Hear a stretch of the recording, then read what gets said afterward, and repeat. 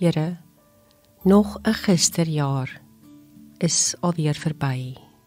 'n môre jaar om die draai. En ek is opgewonde, want iets nuuts wag. Ja, 'n hoop vreugdeblom kleurryk in my landskaphart. Maar Here, ek is ook bang. Bang vir die onbekende, onsekerhede, ongemak, on wat ook al. Nou kom ek maar weer met my leë bakhande na U toe. Afhanklik, ontvanklike hande wat vra. Wees asseblief ons klein swakke kinders in 'n skemerdonker wêreld, genadig Vader. Ja, wees asseblief die Pa wat ons hand vashou in ons swak, ons lei op die pad, ongeag.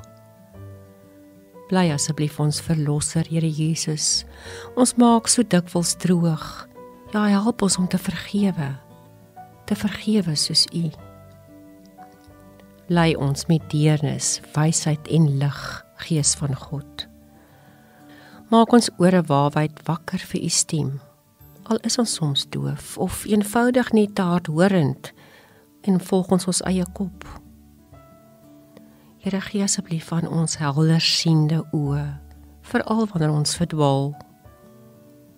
Maak ons harte ontvanklik vir U stem, in maklike en moeilike tye. O Heiland, gee bo alles asseblief aan ons vrede. Vrede wat ons harte sag soos. Ja Here, ek kies om die nuwe jaar met vrymoedigheid in U te rus.